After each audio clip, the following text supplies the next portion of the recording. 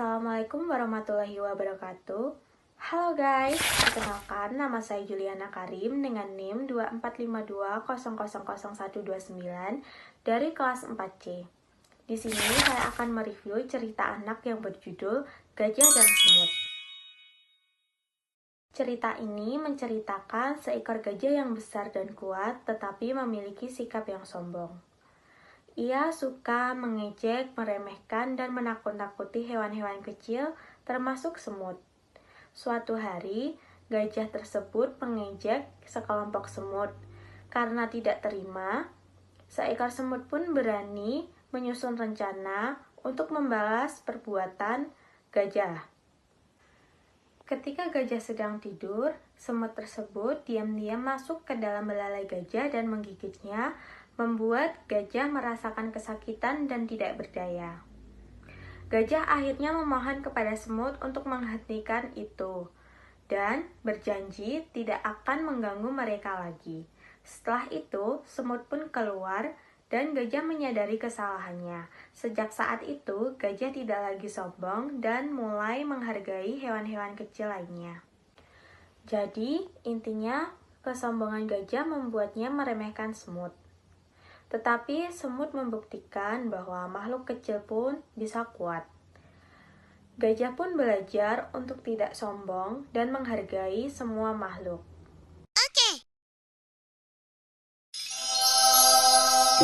Sinar matahari perlahan-lahan masuk di sela-sela dedaunan, menembus lebatnya hutan Flona. Anton, si kecil mungil yang lemah. Salah sendiri badanmu kecil. Jangan salahkan aku kalau terinjak ya. Si Epan ini, kita harus melawan. Jika tidak, dia akan terus menjahili kita. Setuju. Apakah kalian ada ide? Mereka sibuk untuk menyusun strategi. Anton dan kawan-kawan yang berukuran kecil masuk ke dalam belalai Epan. Hah? Apa yang kalian lakukan di dalam belalaiku? Aduh, sakit. Maafkanku karena selalu meremehkan kalian. Walaupun tubuh kalian kecil, namun kalian dapat mengalahkanku yang besar ini. Jadi, pesan moral dari cerita ini adalah kita belajar bahwa kita tidak boleh meremehkan kekuatan orang lain. Tidak peduli seberapa kecil atau lemah mereka terlihat.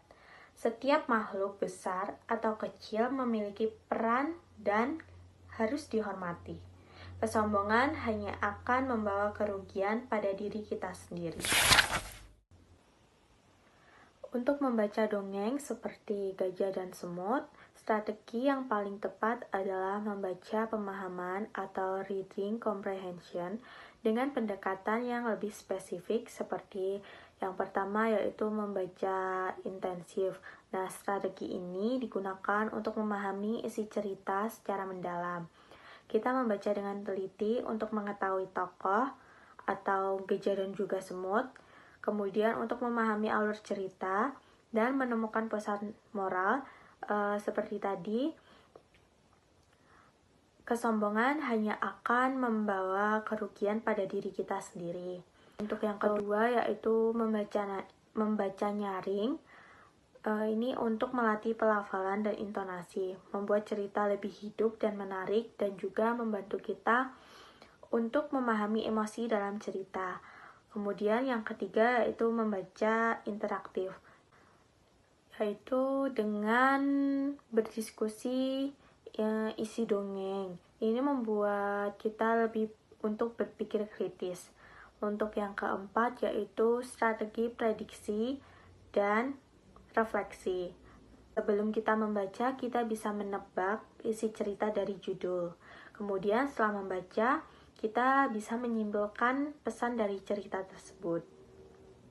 Jadi, strategi utama yang digunakan adalah membaca pemahaman yang bisa dipadukan dengan membaca nyaring dan interaktif agar membaca dongeng ini lebih efektif dan menyenangkan. Sekian review cerita anak yang berjudul Gajah dan Semut. Wassalamualaikum warahmatullahi wabarakatuh.